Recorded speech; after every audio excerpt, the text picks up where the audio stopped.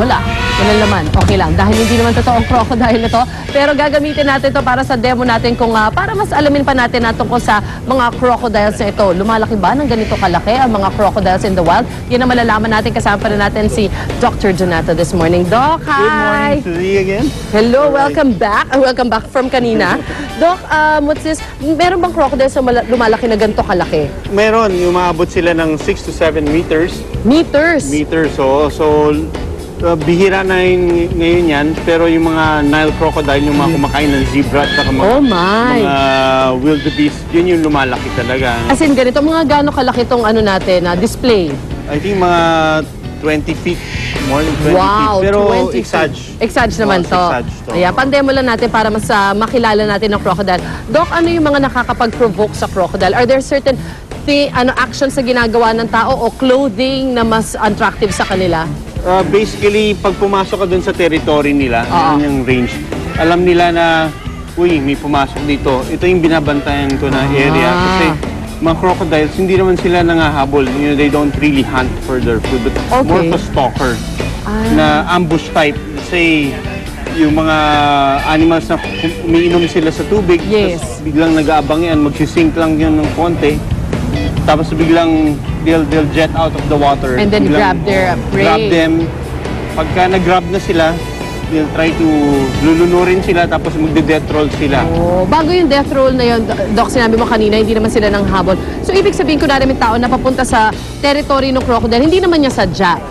Matatakbuhan ba niya yung crocodile? O mabilis din to mga to? Huwag lang siya maabutan. Pagka nag-miss siya ng ganun, makatakbo siya, may advantage kasi ang tao sa lupa. Okay. Kita mo ito, mga anlilit na mga paa nila. Pero pag nasa tubig, mas mabilis sila dahil yung buntot nila, parang it acts as a propeller. So they can go as fast as 40 kilometers. Alright, well that is fast. Yeah, that's fast. Oo. So yung sinasabi mong death roll, Doc, kunwari yung prey, gano'n naman talaga in the wild. Ano kakainin nila? Yun talaga yung prey, yung mga animals or wild animals or fish or whatever. Pero yung mga bigger prey that they need to do the death roll, how does that happen? Tsaka wala na talagang chance yun pag nag-death roll ba? Pag ang ginagawa naman nila ang death roll, to detach the piece of meat or the appendage from the body. Ew. So, pero basically pagka gusto nilang patayin yung hayop, they'll snap at it, chew it a few times, and then ilulubog nila sa tubig. Lulunurin talaga, yun talaga ang ano nila, mga modus operandi nila. Pag patay na yun, kung gusto nilang pira-pirasuin yung karne, that's what they'll do. The death roll, para mapigtas nila yung yung flesh na gusto nila. Ano yung pwede natin gawin, Doc? Pag kunwari, yun nga, nagkataon lang, nagka-camping, whatever kayo, nagte-trekking, tas napunta kayo dun sa crocodile, and you come across face-to-face with the crocodile. Ang kagandahan sa kanila, pag nasa tubig sila, mas kita mo sila. So pag nakita mo, nakalutang yung mata nila, gano'n, at saka yung snout, I think you have enough time to swim away from it. Pero pagka talagang nag-aabang siya ng pagkain, unaware ang tao talaga doon tayo madadali. Doon madadali. Yung sinasabi, Doc, sa Palawan nga, di ba, para ma-confirm nila kung yung buhaya na huli doon ay kumain nga nung fisherman, paano nila gagawin yun? Okay, first of all, hindi pa proven yun. Kaya nga gagawin natin yung gagawan nila yung pag-prove nun by, alam mo, ito yung crocodile na nahuli, na suspect. Kawawa naman sinasabi nga ni Doc kanina, wala namang abogado yung crocodile. Kaya kami mga veterinaryo, kami mag-aabogado para malaman kung sila nga yung totoong salarin sa krimen na yun. Yes. So, kung ito yung crocodile na nahuli, maglalagay tayo ng malaking PVC pipe. Okay. Papakagat sa kanya, iti-tape yun. Tapos, maglalabadge, bobombahin siya ng tubig. Tapos kung anong natirang pagkain sa loob, yun ang examinin. Titignan kung DNA nga ng tao yung nakita natin. So yun yung doon malalaman ko siya talaga yung suspect, di ba? Doon sa krimen na yun. Ayan, ako, ito na. Thank you so much, Dr. Donato. Maraming salamat po. Magbabalik pa unang hirit. Sa unang hirit, ang saya-saya. Sa unang hirit, magugulat ka. Hindi porket sikat ay masarap. Subukan at tikman nang malaman ang kaibahan. Select Soy Sauce. Toyo pa lang, ulam na. Saan ka pa? Unang hirit, ang saya-saya. Sa unang hirit, unang hirit, unang hirit. Alright, usapang gabundok na marshmallows pa rin po tayo ngayong umaga dito sa Marilao, Bulacan. At kanina nga mga kapuso, pinakita namin sa inyo kung paano ginagawa ang mga marshmallows. And in fact, ito pong kinakatuyuan kaysa na to dun sa mga last stages nga na pinagdadaanan ng mga marshmallows bago sila ipack at syempre ibenta sa mga markets. And konting trivia lang mga kapuso, alam nyo ba na dito daw sa factory, umaabot daw sa 7.2 tons a day ang ginagawa nilang marshmallow. So, yun lang ang nagpapakita na talaga nga napakahilig natin mga Pinoy pagdating sa matatamis tulad ng marshmallows.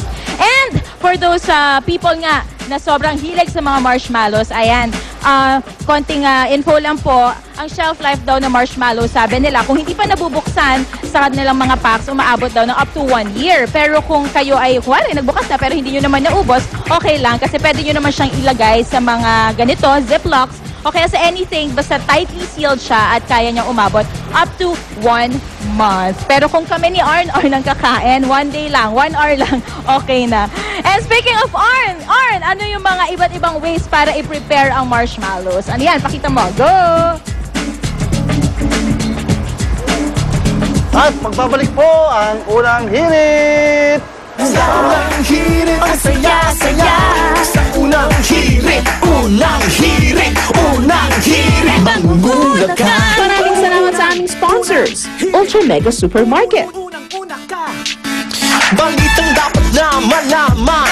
Impormasyon. Silver Swan ay saludo sa manlalarong Pinoy at sa kainan, maging half Pinoy man o purong Pinoy. Alok lagi ang kaibang sarap. Sa unang tikim, sama-sama sa kasiyahan. Panlasang Pinoy, panalo sa sarap. At sa mga di inaasahan, sama-sama pa rin sa chibugan. Silver Swan Soy Sauce, kalidad na panalo sa taste mo. Silver Swan Soy Sauce, ang original champion sa panlasang Pinoy at half Pinoy.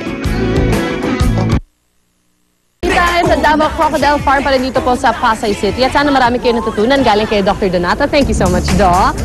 Ayan, syempre yung mga tungkol sa crocodile at kung ano yung mga dapat at hindi natin dapat gawin. Unang-una, hindi natin sila dapat asarin, di ba? Pag meron silang territory, i-respect po natin yan kasi hindi lang naman tao may karapatan mabuhay dito sa mundo, di ba?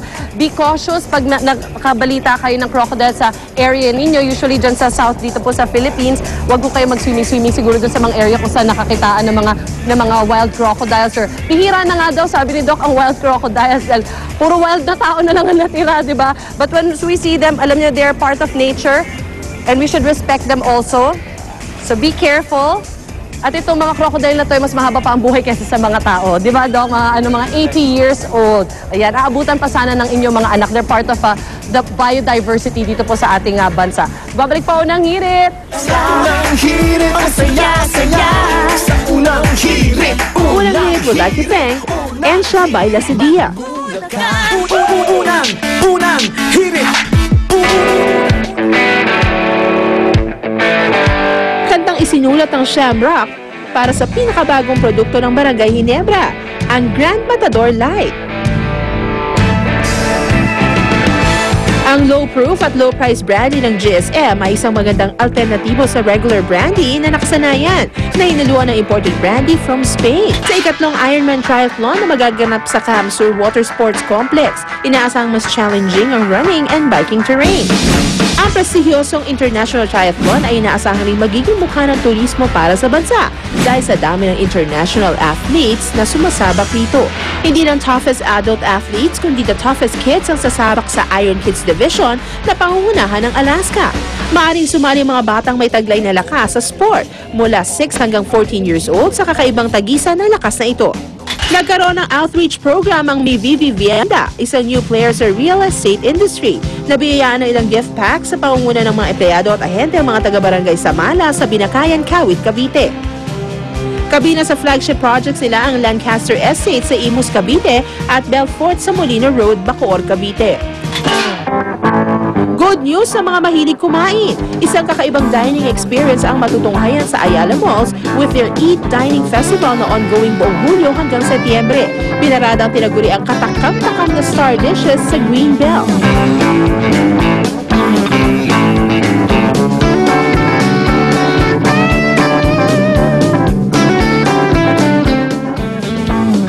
matutunghayan sa iba't ibang restaurants ang katakam-takam na star dishes sa lahat ng Ayala Malls sa buong bansa.